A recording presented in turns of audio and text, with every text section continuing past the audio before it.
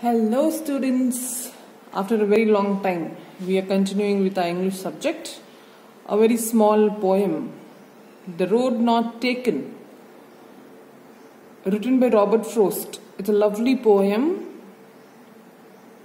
We are going to start this today. It has 4 stanzas. We will read and understand the first 2 stanzas today and the next 2 stanzas in the next class, okay? The road not taken, वह पथ जो चुना नहीं गया. Okay, the means of this poem is, ये सबके साथ होता है बेटा.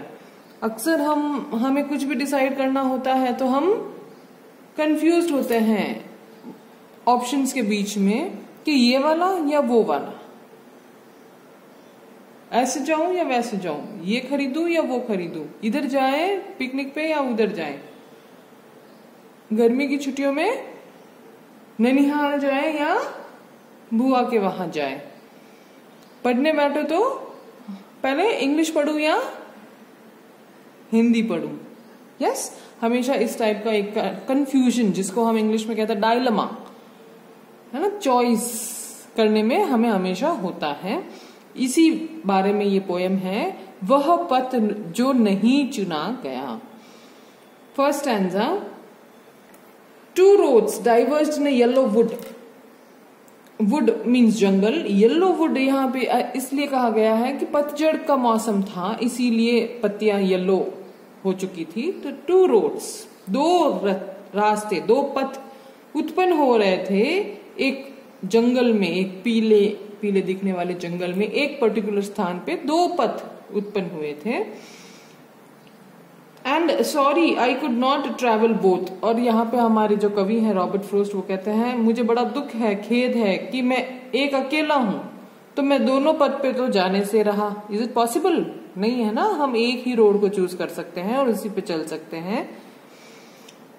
And be one traveller long I stood and look down one as far as I could to where it bent in the under growth.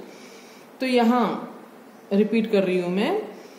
एक पतझड़ के मौसम में जंगल में 2 सड़कें, 2 पथ, 2 रास्ते उत्पन्न हो रहे थे. एंड लेखक को बड़ा खेद है कि वो दोनों पे यात्रा नहीं कर पाया, क्योंकि वो एक ही यात्री था वहां उस वक्त.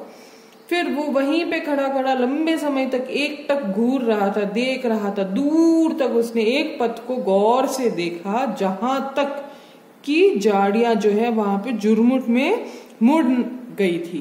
मीन्स आगे का वो पथ नहीं देख पा रहा था. लास्ट कॉर्नर तक वो देख रहा था, जैसे ये लास्ट कॉर्नर, इसके आगे हम नहीं देख सकते. यस, जहां तक उसकी दृष्टि जा रही थी, उसकी आई साइट वो देख पा रहा था, वहां तक उसने देखा. ये तो हुआ हमारा first stanza. Second stanza. Then took the other, और फिर उसने सेकंड रोड को चुना. He chose the second road just as fair. उसको लगभग वो भी ठीक ही लगा था. And having perhaps the better claim, और उसे थोड़ा अधिक अच्छा लगा था दूसरा पथ, दूसरा रास्ता. Because it was grassy and wanted wear, क्योंकि उसका सोचना था, रॉबर्ट फ्रोस्ट हमारे कवि का सोचना था कि यहाँ पे घास ज्यादा उगी हुई है और यहाँ पे कम यात्री जो है इस पथ पर आए गए हुए हैं, कम ये पथ जो है घिसा हुआ है, इसीलिए उसने वो दूसरा वाला पथ चुना.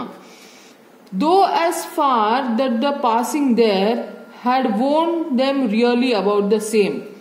एक्चुअली देखा जाए तो दोनों पथ एक जैसे ही थे, दोनों पे इक्वल यात्री आए हुए हैं, गए हुए हैं, दोनों एक जैसे ही घिसे हुए थे. पर नजरिया रॉबर्ट फ्रोस्ट का, हमारे कवि का ऐसा था कि एक पथ पर अधिक यात्री आए गए हुए हैं और दूसरा पथ जो है कम घिसा हुआ है, इसीलिए वो दूसरे पथ को चुनता है.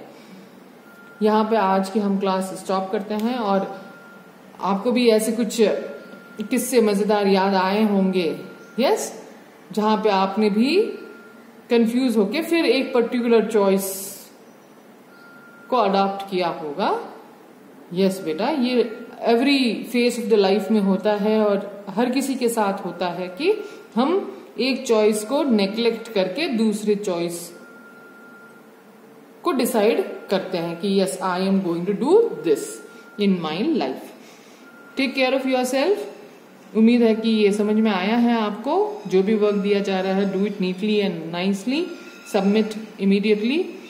We'll continue in the next class. Until then, bye.